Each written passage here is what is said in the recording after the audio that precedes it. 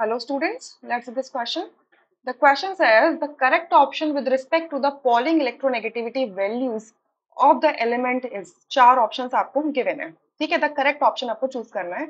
Pauling scale होती है, तीन टाइप की scales होती है electronegativity value को लेकर. Pauling scale, the Mulliken scale and the Allred-Rochow scale, ठीक है. So हम Pauling scale की बात करते हैं जो basically जो कोवैलेंटली बॉन्डेड सिस्टम्स होते हैं उसके अंदर किसी एक एटम का टेंडेंसी होती है to attract the shared pair of electron towards itself. इसके बारे में बात करता है पॉलिंग स्केल, ठीक है.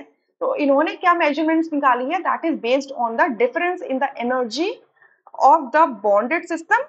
That is a b type का सिस्टम, जैसे ए बी टाइप का सिस्टम बनेगा इसमें जो बॉन्ड एनर्जी इन्वॉल्व है, and a and a b b type का सिस्टम, इसके अंदर इन दोनों के कंबाइन में जो बॉन्ड एनर्जी इन्वॉल्व है. सो इन दोनों सिस्टम में जो एनर्जी का डिफरेंस आएगा, ठीक है, उसी से रिलेट करते हैं इलेक्ट्रोनेगेटिविटी वैल्यू को पॉलिंग के केस में. क्लियर. सो जनरली वही जो ट्रेंड देखने के लिए मिलते हैं पीरियोडिक टेबल में वो भी यहाँ पे ऑब्जर्व होते हैं. सो अगर मैं फर्स्ट ऑप्शन को देखूं, फॉस्फोरस एंड सल्फर की बात करूं, तो पहले आपका फॉस्फोरस आएगा फिर आपका सल्फर आएगा ए ऑप्शन में, ठीक है. फॉस्फोरस का एटॉमिक नंबर 15 है और ये 16 है. सो एक पीरियड में अगर हम मूव करते हैं तो इलेक्ट्रोनेगेटिविटी क्या होती है, इंक्रीज करती है, ठीक है.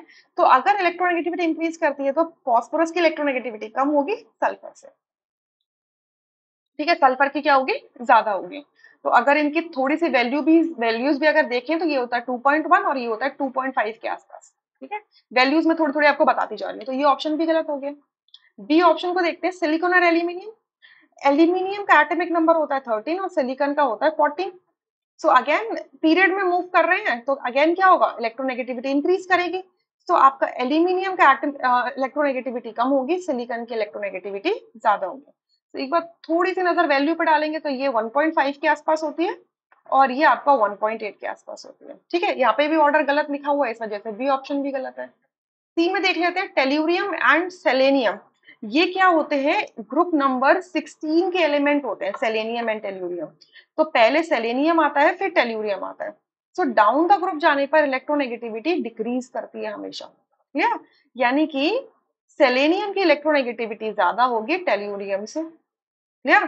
तो सेलेनियम की जो देखने के लिए मिलती है वो 2.4 के आसपास मिलती है, टेल्यूरियम के 2.1 के आसपास मिलती है. सो सी ऑप्शन यहाँ से रूल आउट हो जाता है. डी में देख लेते हैं, गैलियम एंड जर्मेनियम. ये दोनों क्या है, एक ही पीरियड के मेंबर. पहले गैलियम आता है एटॉमिक नंबर 31 एंड फिर आपका जर्मेनियम आ जाता है एटॉमिक नंबर 32 के साथ में. सो अगेन पीरियड में सेम कॉन्सेप्ट चलता है, इलेक्ट्रोनेगेटिविटी क्या होती है, इंक्रीज होती है from moving left to right. So आपका गैलियम की इलेक्ट्रोनेगेटिविटी कम होगी, जर्मेनियम की ज्यादा होगी. सो ये बिल्कुल सही ऑर्डर यहाँ पे लिखा हुआ है. एक बार वैल्यूज पे भी अगर हम ध्यान दें तो गैलियम की 1.6 होती है, ये 1.8 होती है germanium. So accordingly D option correct हो जाएगा. वैल्यूज लर्न करने की कोई जरूरत नहीं है, वैल्यूज का सिर्फ रेफरेंस मैंने आपको दिया है just to make you understand कि ये जो पीरियोडिक ट्रेंड्स है those are in correlation with the values, right? I hope you understood. Thank you.